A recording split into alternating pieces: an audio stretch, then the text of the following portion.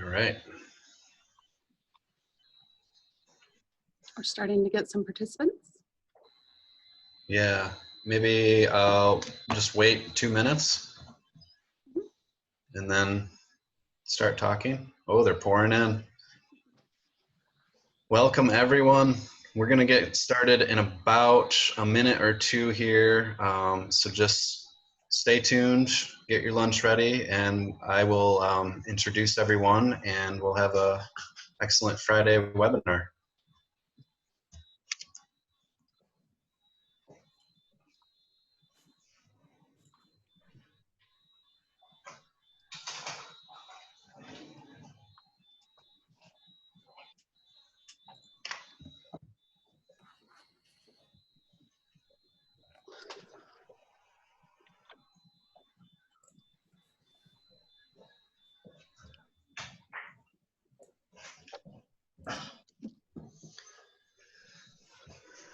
Okay, so yeah, we've got 18 people.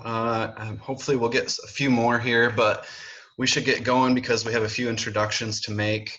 I would first like to introduce, for those of you who don't know, Annette Kleinschmidt. She is working in the Leelanau County office of MSU Extension, and if you've ever visited that, you've certainly seen her, and she's probably helped you with something.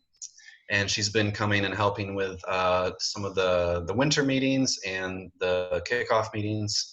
So I'm sure you've seen her friendly face around before. And so she's going to be helping moderate our site. And she has a couple of announcements to make about credits and a couple other things. So I'll let her get to that. And of course, we also have Julian Gervreau here from Jackson Family Wines, and he, of course, is the headline speaker. So welcome, guys. And I'll turn it over to Annette. Hi, everyone. Thank you for joining today. I just wanted to go through some, just some quick housekeeping items. Of course, a reminder that this is hosted by P45 with help from MSU Extension, and that our programs are open to all. And for those, I think everyone's familiar with Zoom, but it doesn't hurt to refresh.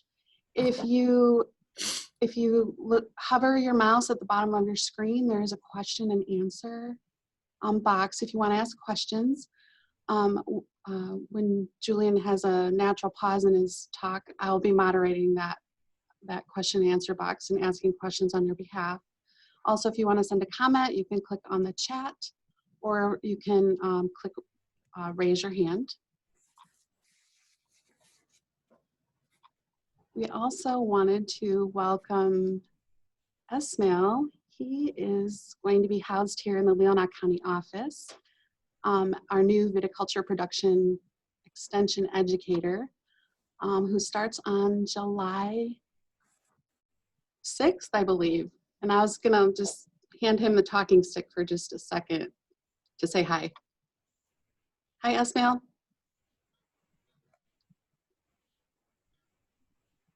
Oh, maybe that didn't work out. That's okay. We'll talk to him on the next one. The next webinar series will be July 10th, and he will be hosting. So we'll talk to him then.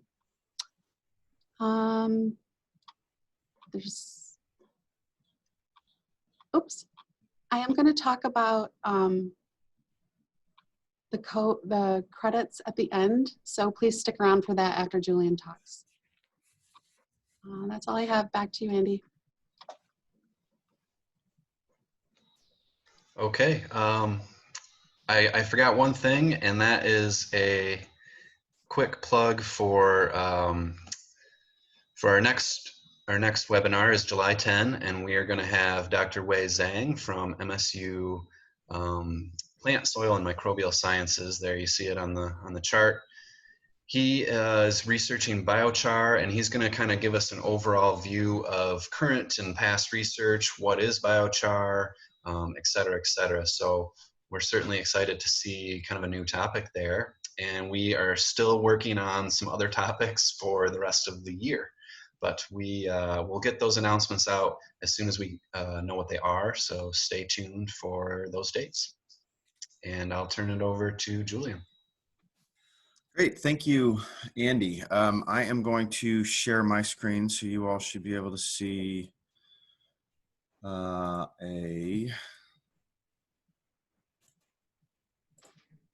PowerPoint slide up here. Can you all see that okay? Yes. Excellent. So I'm Julian Gervreau. I'm the Vice President of Sustainability for Jackson Family Wines, based in Northern California. And today I'm going to give you guys a kind of a high-level walkthrough of some of the actions that we at Jackson Family Wines have taken over the past 10 or so years to really integrate a kind of a systems thinking approach to how we approach sustainability and find ways in which to align our sustainability approach with supporting our good business practices.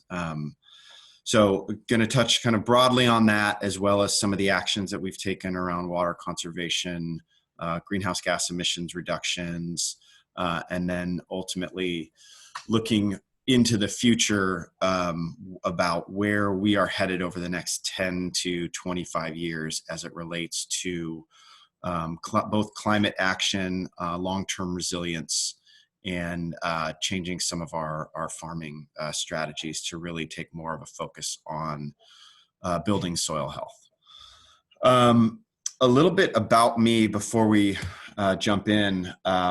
I am a wine industry lifer. I've literally spent my entire life living and working in the wine industry. I grew up in a small town in Northern California called Healdsburg in the 80s and the 90s. And for those of you who have visited Healdsburg recently or have heard of Healdsburg, it's kind of today it's known as a world-class, wine destination. When I was growing up, it was a kind of a backwater hick town, agricultural hick town, where people were kind of transitioning from growing prunes and hay and all kinds of other agricultural crops. And in the last 20 odd years, wine has firmly established itself as the cash crop for this region. And it has resulted in a pretty impressive upswing for the whole kind of region and the community of Healdsburg. By a bit of a kind of geographical understanding, we're about an hour and a half north of San Francisco, and we are due west of the Napa Valley. So we are coastally influenced. The Sonoma Coast is one of the most beautiful stretches of coastline that I've ever seen. So spending my life in the wine industry, I kind of came up through the marketing, communications, brand development world. My family had a small marketing communications firm that worked with a lot of small to medium-sized family-owned wine companies. And I spent most of my, a lot of time growing up in our family's office, and then joined the company full-time after I finished my undergraduate degree. And I spent the next 5 or 6 years working with a lot of these family wineries. And one of them was on the forefront in the early 2000s of introducing this new concept of farming, kind of transitioning their farming practices from conventional to biodynamic agriculture. And it was our job to really help introduce the American market to biodynamic farming. And really, we focused on, how to demonstrate to a consumer and the trade and the media about really how biodynamics supported quality and kind of this pursuit of, having to be more rigorous about your approach to farming, really, and being more proactive rather than reactive, and how that really helped ultimately support good decision making in the vineyards. And that was kind of my initial introduction to sustainable agriculture, and that really piqued my interest for sustainable business in general. So in the mid 2000s, 2010 to 2012. I made the decision to, what I thought at the time was to leave the wine industry and go back to grad school to go get an MBA in sustainable management from a small program in San Francisco called Presidio Graduate School. And Kevin Uhl is on the line, and he is also a graduate of Presidio, and he's the person who has brought me to speak with you all today. So thank you, Kevin, for inviting me to join this, and we have a shared history as it relates to the importance of integrating sustainability into business across everything you do. And at Presidio, I thought I wanted to leave the wine industry. I was really interested in water efficiency and energy efficiency and on-site renewable development and all of these kind of sustainable systems thinking theories. And I realized pretty quickly that all of that is incredibly relevant in the wine industry. And so starting with my second semester, I really decided to lean back into the wine industry with the desire to transition and to bring what I was learning at Presidio back into the industry that I knew so well. So coming out of Presidio, I spent a year at a large facility in northern Sonoma County that's owned by a multinational wine and spirits company, and I was their process efficiency guy. So I basically got into the winery. I spent the whole year essentially digging tanks throughout harvest, which is this picture of me that you can see on the screen. I was certainly in the best shape of my life. It takes a lot of energy to dig a tank out. But in the process of running around a 3 million case winery, I learned a lot about production, and I learned a lot about kind of the opportunity to tie inefficiency to cost savings and making sustainable changes. So, I got into the practice and the habit of this exercise that we call the 5 whys, where you ask somebody the same question, or you ask somebody a series of questions, and you get to the kind of the fifth ask of that question of why they do something a certain way. And the answer invariably gets down to, well, because this is how we've always done it. And so I took that framework and that mindset to start, asking those questions, seeing some of the things that were going on, and starting to ask questions about how we change the systems, really kind of breaking them down to their bare level, and understanding that water usage and energy usage are things that are decisions and are habits that can be changed. And if you can present them in the context of a good financial decision, that it's a lot easier to change the system if you can make what we call at Presidio the business case for changing things. So I spent about a year doing that, and then I joined Jackson Family Wines in 2013. And a little bit more about Jackson Family Wines for those of you who are not familiar. It's a family-owned and operated wine company. We are based primarily in California. We also have a pretty kind of a large holding in Oregon, and also a few luxury estates that you can see here on this map that are scattered in some of the best wine growing regions all over the world. From a size standpoint, we produce about 5.5 million cases of wine every year. And from a vineyard holdings perspective, we own about 14,000 acres of planted vines, primarily, as I said, in California and Oregon. And within those 14,000 acres are part of a larger land holding of about 40,000 acres, 40. And again, mostly in California and Oregon. So for every vineyard acre that we plant, we leave about 1.5 acres of wildlands. And we think there's a lot of importance and synergies to be gained between kind of finding that connection between nature and wild spaces and high quality wine grapes. All of our vineyards, and this is kind of a global fact for us, all of our vineyards, as you can see, are within striking distance of the ocean. And so, we believe that, the ocean obviously creates these conditions for cool climate, high quality wine growing. The majority of our vines are planted to Pinot Noir and Chardonnay. And in California, we farm from our southernmost vineyards are in Santa Barbara County, and all the way up north to the north coast, Mendocino Lakes, Sonoma, Napa, and then the Willamette Valley in Oregon. And these are some of the brands that are in the Jackson Family Wines portfolio. So Kendall Jackson obviously is our flagship wine, but we also make wines like La Crema, Hartford, Arrowwood, Brewer Clifton, and a number of others that you see. And the range is pretty, it's pretty amazing from a kind of a cost per bottle standpoint. We range everywhere from, a $12 bottle of Kendall Jackson Vintners Reserve Chardonnay up to $300, $400, $500 bottles of Verite, La Coya, Cardinal, which routinely score 100 points from the critics of the world.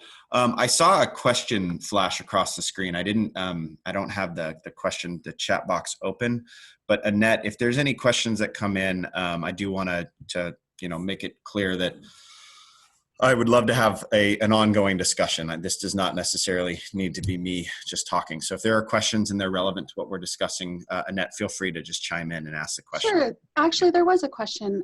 Someone is curious to know how much of the 14,000 acres are outside of California and Oregon?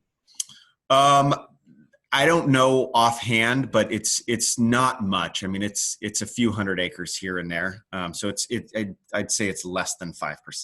Scattered in those different regions. Nothing in Michigan yet, but we will see. Okay, thanks. That's all we have so far. This is Kendall Jackson. For those of you who haven't seen this in the grocery stores, it's the #1 selling Chardonnay in our category for the last 27 years.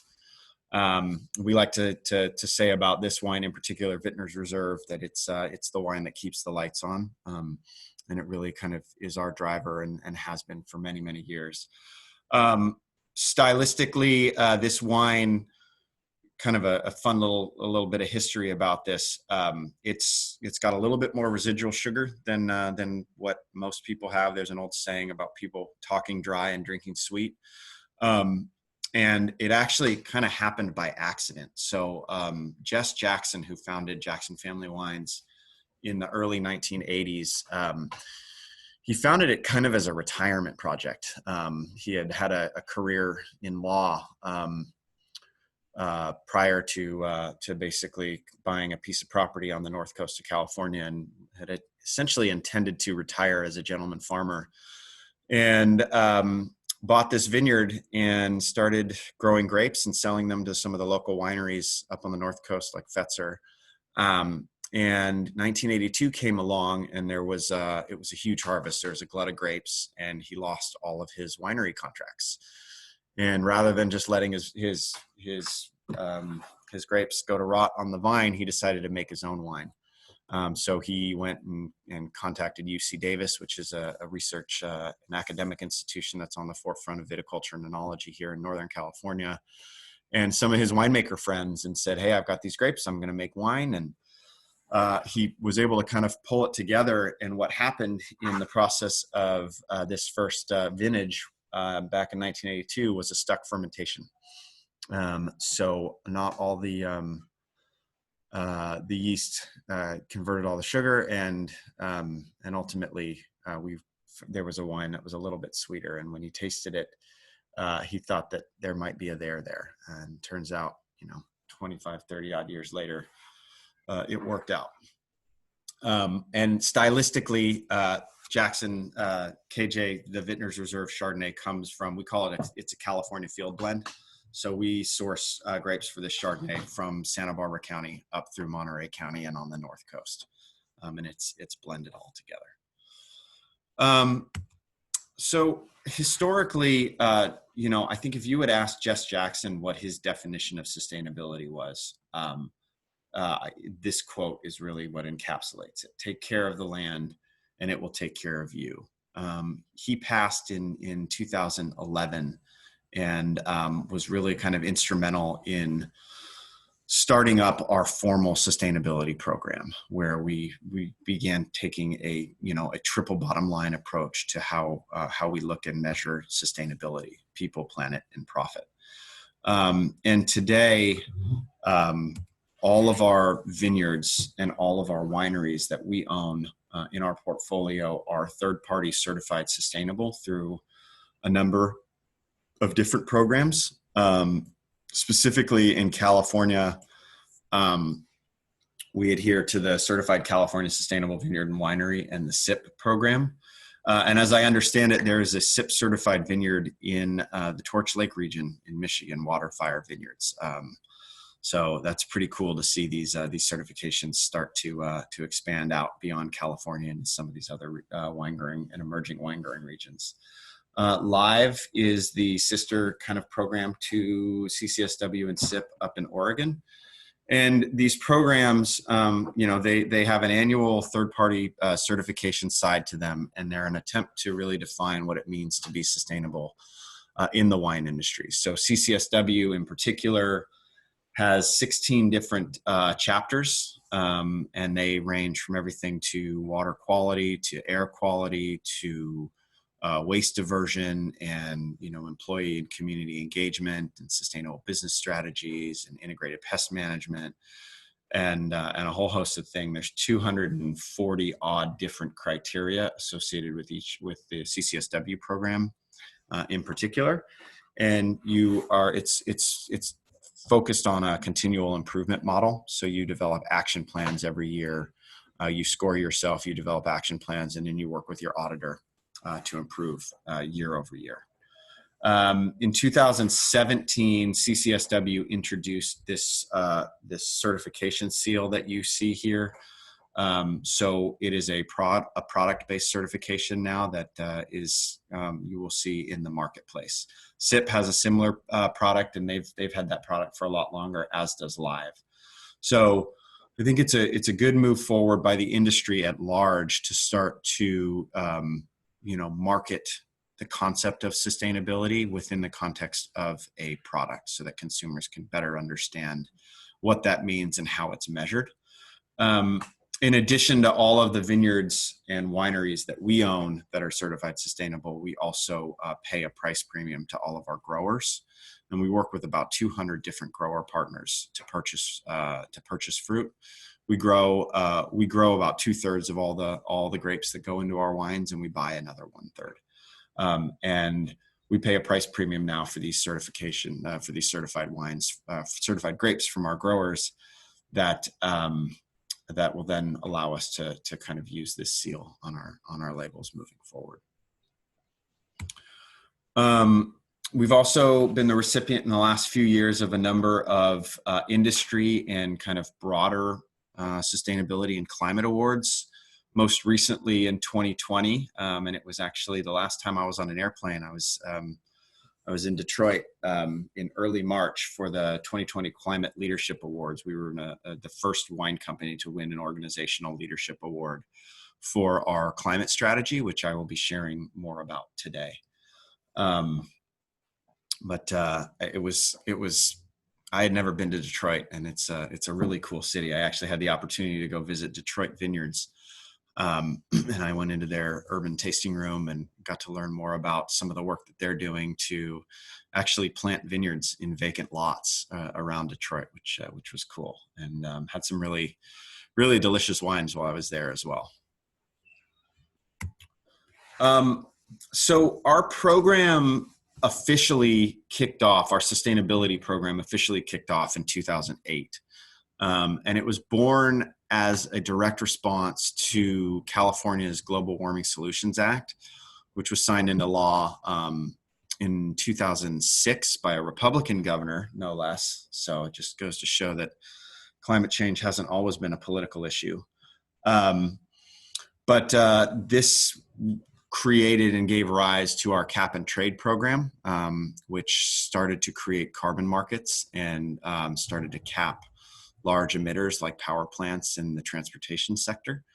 And in response to that, we really decided that we needed to get serious about climate and starting to measure and reduce some of our impacts. So we started tracking everything in about 2008. And in 2015, we published our first ever sustainability report, a comprehensive report that really looked at our company's impacts, what we had done to reduce our impacts over the years. And then it also set some goals for 2020, so 5-year sustainability goals that we wanted to achieve around some key kind of social and environmental impact categories, like reducing our greenhouse gas emissions intensity, our water intensity, sourcing more of our electricity from on-site renewable systems like solar and wind, getting our employees out into the community to volunteer in NGOs and nonprofits of their choosing, purchasing more grower fruit, more sustainably certified grower fruit from our grower partners, and leaning in on achieving zero waste certifications. So as you can see, our 2020 goal here is the middle column. Our 2019 progress, we've achieved just about all of the goals that we had initially established in 2015 for 2020, and are on our way. We're not going to hit the electricity offset target, but at least not in 2020, but we do have plans in the next 3 years to get well above that 50% offset. So it speaks a little bit, I think, to the importance of goal setting in general. We all have financial goals and metrics and targets that we align, and maybe some quality goals and metrics and targets that we align in our grape growing and our winemaking practices. And my kind of take is that you need to take that same approach to sustainability as you would with anything else. And that really helps integrate it into business. So with some of these goals and these targets, we've actually integrated them into the performance reviews and how people are compensated and bonused based on how, what their group's contributions are to helping us achieve these goals. And that's really a great way to make sustainability stick for any organization. If you want to prioritize water efficiency, for example, put water reduction goals into the compensation reviews for your facility managers. On the topic of water, so we just emerged a year or so ago, maybe 2 or 3 years ago now, from one of the worst droughts and worst prolonged droughts that we've seen in California in the last generation or so. And we really took it as an opportunity to lean in and to get serious about water efficiency and water conservation. And the first thing that we did, just from a business standpoint, is most of our wineries are, and all of our vineyards obviously are on well water sources. So most, we don't necessarily pull from municipal water systems to use our water. We pull from the ground, from groundwater. And in California, groundwater is kind of increasingly a target of, regulation and dispute. And there's a lot of unsustainable groundwater usage that's been happening in California ag in particular over the last couple of decades and generations as we've grown in our productivity, our agricultural productivity, and groundwater, has ultimately suffered as a result. And so there's a lot of discussion and, within the agricultural community about how we can address and maintain sustainable groundwater resources moving forward. And one of the things that we did early on in terms of pulling a financial lever was to assign a cost to every gallon of water that we use in our wineries. So we went through and we looked at how much what the true cost of water was. And we went through and we looked at how much it cost us to pump water out of the ground, both in terms of using electricity to pump it out of the ground, as well as the treatment costs associated with bringing it up to potable usage so we can use it in our wineries. And we looked at the heating costs, natural gas to fire our boilers, and moving water around the winery, and the electricity costs. And then the treatment costs on the back end in our processed water treatment ponds. A lot of surface mechanical aerators that use a fair amount of electricity to treat water so that we can then discharge it back into our vineyards. And we realized that every gallon of water costs us about 3 cents. And once you have an actual true cost of any resource, whether it's water, electricity, or anything, you can then start making financial justifications for saving it. So at 3 cents a gallon, every million gallons of water we save is worth about $30,000. And so any equipment or technology or process improvements that we can make to help us save water will also demonstrate cost savings. So what you're looking at here on this slide is a piece of equipment that we purchased. We have, I think, 6 of these now. And it's a waterless UV tank sanitation unit, where rather than using a PAA-based solution, we pop these puppies into our tanks after they've been cleaned, and these provide the sanitation step. And they save about 500 gallons of water per tank sanitation step. And so it's things like that, and it's investing in, cooling tower infrastructure such that we're actually able to recycle our cooling tower water more efficiently, and installing rainwater capture systems on the roofs of our wineries that feed into our cooling towers, because those don't need to be running on potable water. So those are some of the things that we've done in our wineries, and in our vineyards. We've really kind of moved towards more strategic approaches to drip irrigation, and are looking now into how we can potentially, dry farm more of our acres. And obviously, I'm talking to you guys about water in California, and I recognize that it's a completely different environment that you have, and a completely different relationship that you have with water. But it's all to say that, everything is context based. And so it's as you work to develop, your internal sustainability programs, you need to understand what the big issues are for you. And in California, obviously it's water. In Michigan, it's something entirely different. Maybe energy, for example. And so what we've done with energy is electricity in California, first and foremost, is really expensive. We pay, I think we pay about 20 to 22 cents per kilowatt hour for commercial electricity. In Oregon, for example, by comparison, we pay about 9 cents per kilowatt hour. So electricity in California is really expensive. By contrast, energy efficiency, swapping out our air handling units, investing in high efficiency lighting, LEDs and things like that, putting variable frequency drives on pumps and motors. Those are really good business decisions that can be made today to reduce our energy footprint. And energy, as you know, and in most cases, is fossil fuel derived. So in California, most of our grid is powered by natural gas, with an increasing amount of solar and wind kind of coming into the grid, but it's still primarily natural gas powered.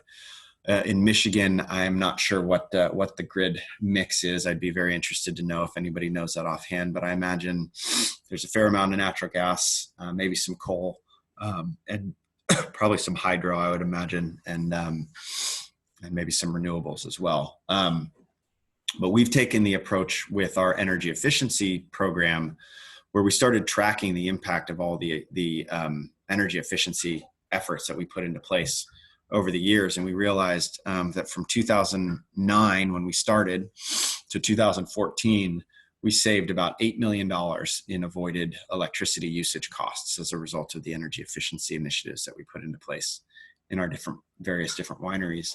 And so we took that savings and we reinvested it back in what is today the US wine industry's largest solar generation portfolio. And that system, all the collective systems, are about 7 megawatts of on-site, mostly rooftop solar, that offset about $1.5 million of electricity spend every year. So the simple payback on these systems is a little bit less than 6 years, and renewable energy systems will actually generate electricity for 30. So we're making a 6-year investment for a 30-year, essentially, energy hedge. So that's all just to say that renewable energy is a really good investment in business strategy. I think the internal rate of return of these systems was about 15.5%. So it was a decently good business investment, and helped reduce our emissions from electricity. Cut it by more than 60%. And on the emissions side, we've been tracking our greenhouse gas emissions since 2008. and we've seen an absolute decrease in our emissions since 2015 of about 10%. Some of the areas that we've seen are kind of our greatest strides in emissions reductions is in lightweighting our bottles. So, glass is one of those interesting things where nobody really talks very much about glass because it's infinitely recyclable, and that's a wonderful thing. But we have to remember that glass is a byproduct of essentially natural gas that heats up sand at 3,000 degrees Fahrenheit, and so that's those boilers that create glass, they generate a lot of emissions. And what we were able to see was that by reducing the weight of a cup of our kind of most popular bottle molds, even by 2-3 ounces, we were able to reduce overall company emissions by 3 to 4%. And we also saw significant savings associated with not buying as much glass. So again, it's kind of those areas where we can look to trying to find the intersection between efficiency and savings, and really kind of start to drive these things forward. So that really kind of brought us to the next point of where we wanted to go, and thinking about our long-term commitment to resiliency and recognizing that climate change is happening, and that we are within agriculture, that we are pretty susceptible to changes in climate, right? You can make the argument that a grapevine itself is pretty hardy, but that our grapes, as they are growing and as they're maturing and they're going through their life cycle, grapes are pretty susceptible, right? So if you get late season heat spikes and you don't have proper canopy in place, you can reduce your harvest pretty quickly, and you can get a lot of dehydration, very quickly, and a lot of sunburn very quickly. Early in the growing season, during bloom, if you have rain events during bloom, that can create a lot of shatter and other challenges for fruit set. And even before that, frost during bud break obviously is a big challenge. And what we've seen over the last 10 or so years is a lot of variability. There is kind of it doesn't seem like there's any more normal anymore. And so what we're focused on looking at and thinking through in the next 10 years is, how do we become more resilient in the face of a changing climate and a changing world? And what are the key things that we need to focus on and change and look at behavior change? So we just completed a 6-month kind of internal activity where we brought people from all over the company. We had 4 different distinct working groups around social impact, land use, water, and greenhouse gas emissions, to put roadmaps together for how we were going to address these critical areas, and what we were going to be ultimately trying to develop goals around. And we started by asking ourselves kind of these key questions and these key assumptions about the activities that we were going to be taking on. And the first is, that issues, we think that our assumption is that issues related to climate change and kind of the personal health and well-being of the products that people want to buy will be more important 10 years from now than they will be today, or than they are today. So that's kind of the first key consideration that we thought through. The second is that we could unlock new sources of value. So it's kind of along the line of, continuing to invest in things that make us leaner, greener, meaner, more efficient, and that we can leverage moving forward. And the third is really looking at risk mitigation and how we can kind of insulate our business against internal and external risk factors, climate, regulatory risks, things like that. Grid outages are a big thing that are starting to arise now in California, where, as a way to avoid causing wildfires, because most of the wildfires in California in the last 5 or so years have actually been created and started by sparks from power lines. So PG&E, our local investor-owned utility now, the way that they're avoiding that risk is they're turning the power off. And they have decided that that's the safest way to avoid causing wildfires. And unfortunately, they're called PSPS, public safety power shutoff events. They happen kind of right during harvest. So our wineries are humming along and the power goes out. So we need to start figuring out how we can kind of create these microgrids and insulate ourselves from these supply shocks. And those are only going to get worse. So looking back at the resiliency plan, some of the things that we're looking at on the climate side is we're aiming to become climate positive by 2050, which essentially means that we are going to have a positive carbon footprint. So we will put more carbon and sequester more carbon back into the soils and avoid the emissions of carbon more so than we emit every year as a company. And we want to get 50% of the way there within the next 10 years. For our land use and farming activities, we are exploring, kind of the intersection between our farming practices and building soil carbon, and how we can take a more kind of regenerative approach to things like looking at tillage and moving away from tillage and planting and maintaining perennial cover crops within our vine rows, and moving away from synthetic herbicides and pesticides to really focus on how we can, use the working lands to sequester atmospheric carbon in our soils and drive high quality wine growing in the process. With water, it's again kind of looking more at reducing our water footprint and recycling water within our vineyards and within our wineries, and also kind of returning water back into the natural watersheds to kind of support the hydrology of our natural ecosystems on which our vineyards rely.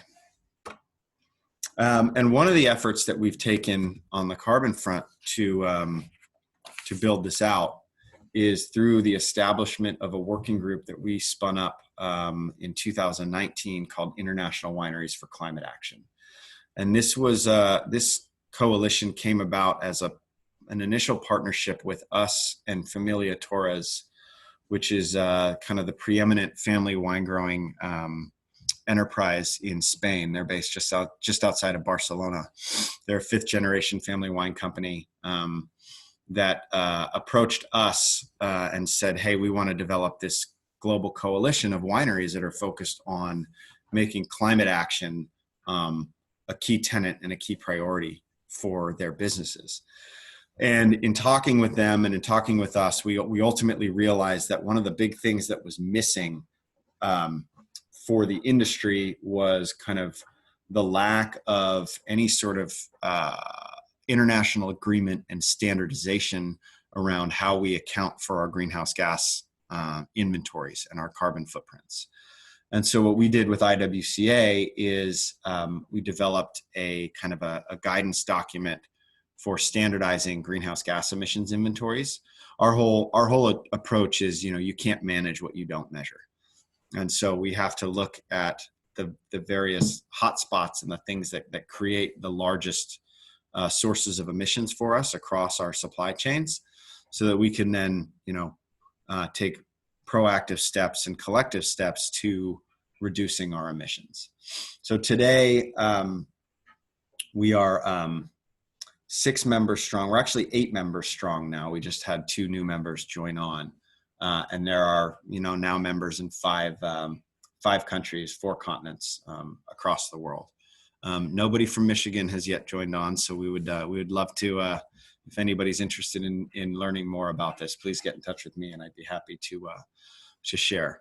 But one of the things that we've kind of seen in the initial greenhouse gas emissions comparisons work that we've done with all of the 8 wineries is these hotspots have started to emerge.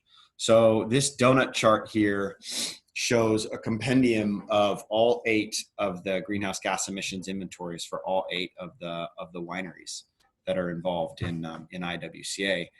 And for those of you who are not familiar with kind of greenhouse gas emissions accounting, it's broken up into 3 scopes. There's scopes 1 and 2, which are kind of known as your direct emissions. And those are the things that the organization emits itself directly. And those are represented in green and blue on this chart. So those are things like the electricity that we use in our wineries, the fuels that we use in our vineyards and our wineries and our agricultural equipment and our pickup trucks. And also one of the main sources of emissions in for scope 1 is through the application of fertilizer. So when you put a nitrogen-based fertilizer on the soil, it creates nitrous oxide, and nitrous oxide is actually 300 times more potent than carbon dioxide in creating and trapping greenhouse gases. So it's something that most people don't think about, but it has a pretty significant emissions footprint. And then scope 3, those are known as your indirect emissions or your supply chain emissions. So those are all the things that we buy in our activities or that we sanction that create emissions. So we are not creating those emissions ourselves, but we are creating the demand for those emissions. And some of those things, like I mentioned earlier, are wine bottles, right? They're wine bottles, they're the wine and the grapes that we purchase. It's the transportation fuels that are used to ship grapes and wine and case goods all over the country, all over the world. And then all the business travel associated with our sales activities and our employee commutes. So those are kind of some of the key things that drive the emissions footprint for the wine industry. And, you guys all know this as well as anybody, but the wine industry is an incredibly complex industry. And, it's funny, we work with a third-party greenhouse gas emissions consultant who works with companies, all over the country, all over the world to do their greenhouse gas inventories. And he has said without question that the wine industry has the most complex greenhouse gas emissions footprint of any other industry that he's seen. So we all have that going for us. And, I'm going to finish today by talking a little bit about this concept known as carbon farming, because it's one of those nature-based solutions that we see presents an incredible opportunity for agriculture, but also I think for the wine industry in specific to lead on. And essentially what carbon farming is, and I touched on it a little earlier, is it's creating those conditions where you are kind of building soil health and enhancing soil organic matter in the soil such that your soils can actually draw atmospheric carbon back down into the ground to sequester and hold it. And that is proving to be a really, really critical piece in the fight against climate change. And as agricultural producers, we think that there's a tremendous opportunity for agriculture in general, but I think increasingly for the wine industry to start to participate in carbon farming. And what that means is in a vineyard, some of the things that we're starting to trial and explore is, moving into low or no-till systems between our vine rows, trying to eliminate tillage as much as possible. Planting perennial cover crops in most cases, or biodiverse annual cover crops. And rather than tilling those into the soil every year, you can either roll them or mow them, or but you keep the biomass and the biome healthy in the soil. Introducing livestock, and those guys fertilize as they go, and there's a lot of studies that have shown that the hooves of sheep and goats and things like that actually do great things for aerating the soil and building up soil health. And obviously they weed eat as they go if they're introduced in a vineyard at the right time. You don't want them there too late in the season, or they start to get after the shoots and some of the young stuff. And compost. Compost is key to building soil health and also mitigating the use of synthetic fertilizers. So all of these things are activities that are beginning to really start to get tested in broader agricultural systems, but also within the wine industry. And where the carbon markets are going and where the modeling and verification and the monitoring and verification piece is kind of that's the missing link right now. And it's, you know, it's all about how can we ensure that the work that we're doing is actually, we're able to monitor it and we're able to verify that it's building soil health and that it's building and creating sequestration and sequestering carbon in the soil. So there's some kind of global protocols that are being developed. There's a great tool called Comet Farm, which is available and free for anybody. It's a USDA NRCS program. I don't know if I have the website on here, but you can Google Comet Farm, and you can actually start to put in your practices, and it has it by region. You can put in some of the practices that you're doing, and it'll run a model to show you what the potential sequestration that you can gain in your vineyard would look like as a result of the adoption of some of these practices. And hopefully in the future, and we're thinking within the next 2 years, there will actually be a protocol that exists within the global greenhouse gas emissions reporting world where you can actually get credit for sequestering carbon in your soils. And by credit, that means you can potentially then create something that you can sell on a carbon market, so that you can get paid by an airline, for example, that is trying to reduce their carbon footprint. They can buy those carbon offsets from you, or you can apply it to your own emissions footprint. And that's, you know, what we're going to be doing in the case of our operations, because we have a significant emissions footprint, so that you can help to become climate positive and really address those issues in real time. So I think that is the end of my formal remarks, and I will open to questions and discussion as anybody would like to ask any questions. If you do have a question, feel free to type it in the question and answer box.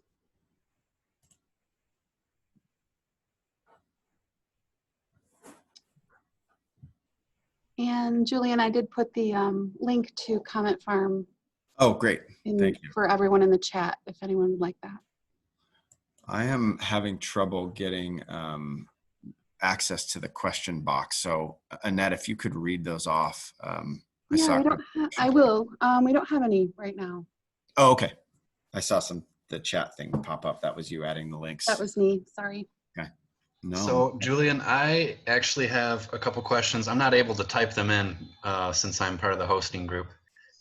I had a question earlier about you know, your glassware that you were talking about, and if your companies are starting to explore you know, lighter weight packaging, whether it's cans, those are a hot topic now. Yep. Or any sort of like paperboard products that have been out for quite some time, as we know. Mm-hmm. And then my other question was kind of about the grazing stuff. You know, here our vineyards are covered in snow, while your guys's are, you might be grazing sheep while we're, you know, like skiing. And so if we were to utilize you know, livestock, we'd have to do it during the season. And I just wondered if you had any information from some of your growers about how they've been successful having sheep in the vineyard during the season. Yeah. So the first question on cans and paperboard and kind of alternatives to glass, it's a bit of a catch-22. And I think anybody who's experimented with cans knows that you know, something weird happens with the acidity in wine and the liner in the cans. And I mean, it's crazy that you can put Coca-Cola in a can and, you know, that lives apparently forever. But the shelf life that we're seeing of wine in a can is 6 months, maybe at best. So, you know, that works great for wines, you know, for light, you know, summer pounding, you know, rosés and Sauvignon Blancs and things that you know, of that nature that are going to be, you know, high volume and they're going to move. And we have had some concerns with just the quality of cans after that. So we're still kind of exploring it. We've done a little bit with kegs. Kegs are of a similar issue we've seen with kegs, where depending on the restaurant that the keg goes into, you know, the run from the tap handle to the keg can be really short or it can be really long. And if that line is not cleared out at the end of every night, you have wine that's sitting uninsulated, and that first glass of wine that you pour out of a keg the next day could be really bad. So there's some concerns there. We haven't experimented too much with the paperboard, but Carlsberg, the brewery, just made a bunch of noise. They're putting some beer. They're putting beer in paperboard, and it's kind of got a little plastic liner, and then it's surrounded by paper. So I think there's some really interesting opportunities there that can continue to be explored. But for us, the easiest path with glass was to lightweight our bottles. With the livestock question, we can't get into our vineyards with equipment until April usually because of the rainy season. So we don't get snow, but it rains. And we get some snow in some of our mountain vineyards, but so we found that the livestock can get in there earlier than you can get equipment in. But some of the key things that you have to do is, and I don't know how much irrigation you guys use and whether you have drip lines, but we've had to raise a lot of our drip lines because right now the drip lines sit, maybe a foot or two off the ground, and we're trying to raise them higher up into the canopy or drop them lower. But if you drop them lower, then you get into issues with your mechanical cultivation and undervine weed management. So we're having to kind of adjust and experiment and look into these different things. But I think raising the drip lines is probably the best way. You do have some evapotranspiration issues and addressing there. But with snow, yeah, I mean, that's another animal altogether. I saw some other questions. I was able to open the box. So good. Okay. Kevin had a question about the accounting tools we had to develop. Specifically, Kevin, are you talking about greenhouse gas emissions accounting?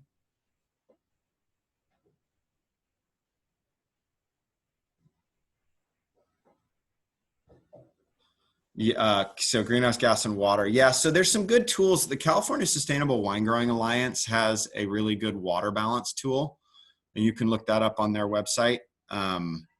I forget the name of the website, but you can look up. They have a suite of tools, and there's one for water that actually is designed for helping you in a winery to kind of track your water usage. But we've installed, water meters. Badger is a company that makes really good digital meters that can report out to the cloud, so you can see your water usage in real time. And then with greenhouse gas accounting, we've used basically a combination of the greenhouse gas protocol, which is the WRI tool. And the wine industry has a specific GHG protocol called the International Wine Carbon Calculator.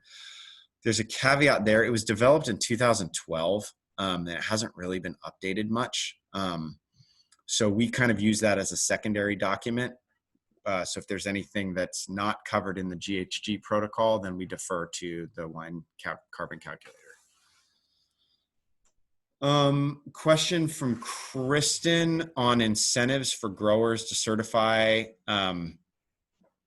So we pay a price premium to all our grower partners. We pay $25 a ton for them to certify according to the CCSW, the SIP, or the LIVE protocols.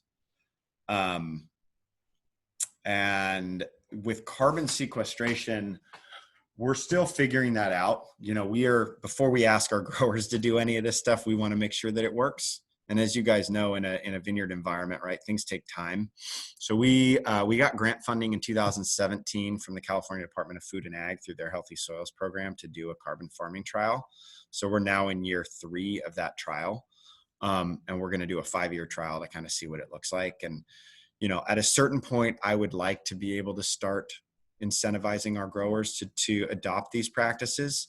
And, we've got some early adopters, obviously, who are already interested in it and thinking about it. So working with them and helping ensure that they're successful in their early adoption, and then also making sure that we're successful and that we feel comfortable asking growers to do it. Considering the lack of water in the West, has there been any consideration to limiting the number of vineyards planted in areas where they need to be irrigated, or breeding vines that require less water or drought tolerant? Yes and yes. So there's there's a a regulation called the sustain. I'm not our policy guy, but I know enough to be dangerous. So SGMA, the Sustainable Groundwater Management Act, is starting to regulate groundwater usage and define groundwater sustainability at the basin level, so aquifer by aquifer. And that's driven, I think, a lot of conversation and a lot of R&D around drought tolerant rootstocks. So we are essentially, for all of our new plantings, they're going in on drought tolerant rootstocks. The one that we're using right now is called 1103. And so we're seeing it's a really vigorous rootstock.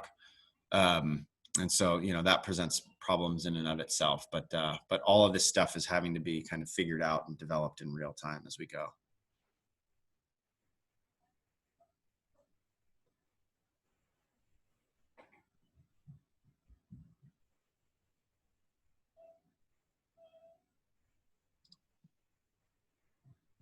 Any other questions for Julian?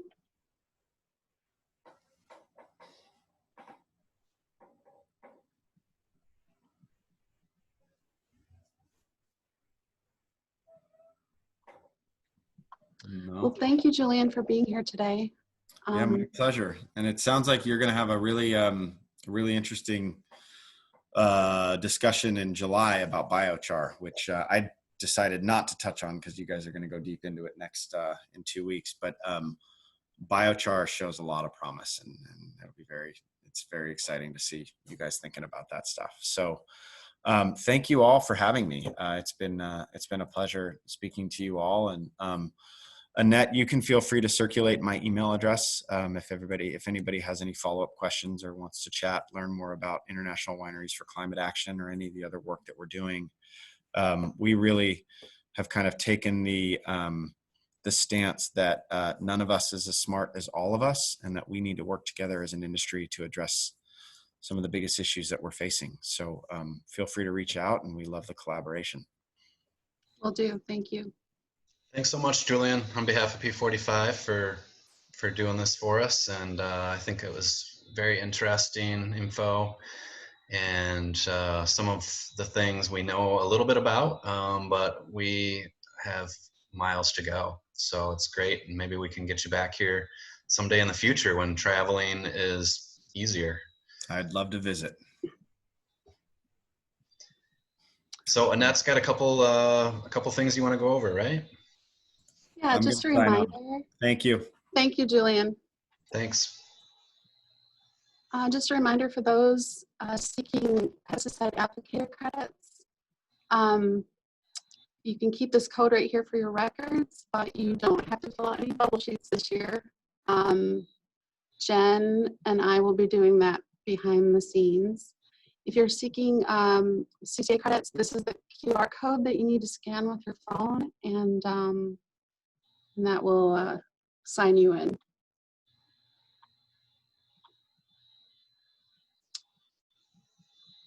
And then I think, Andy, oh, you already discussed that.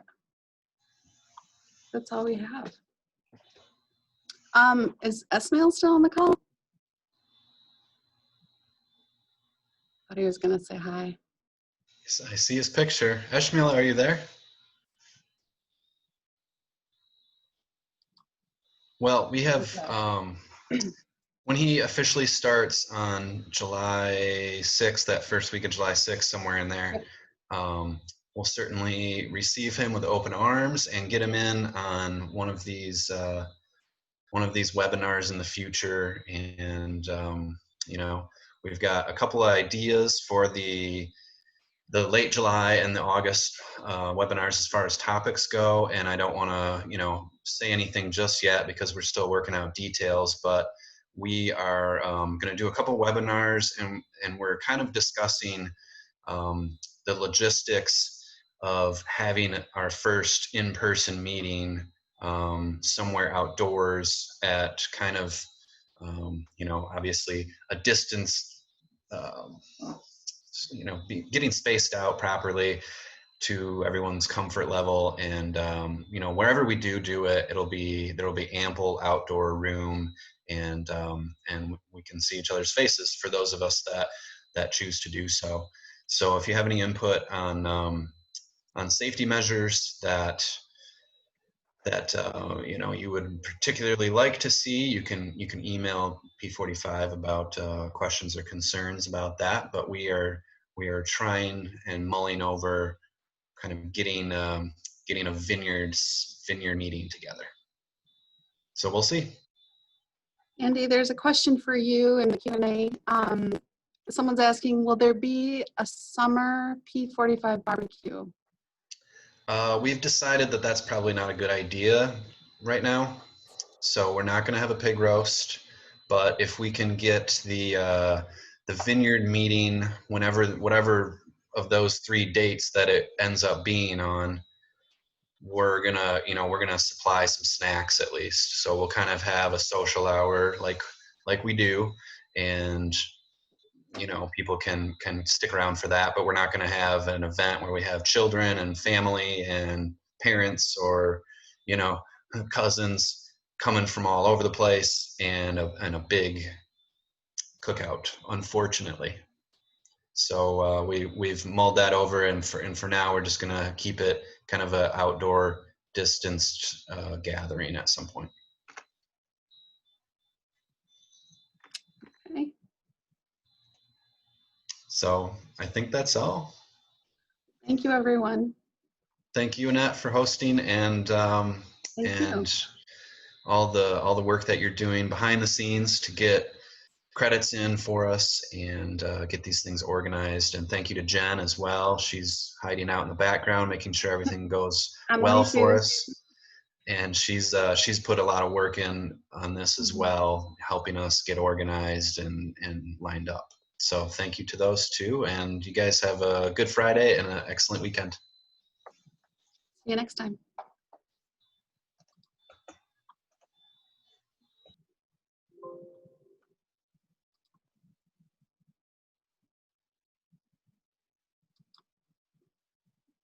How'd it go?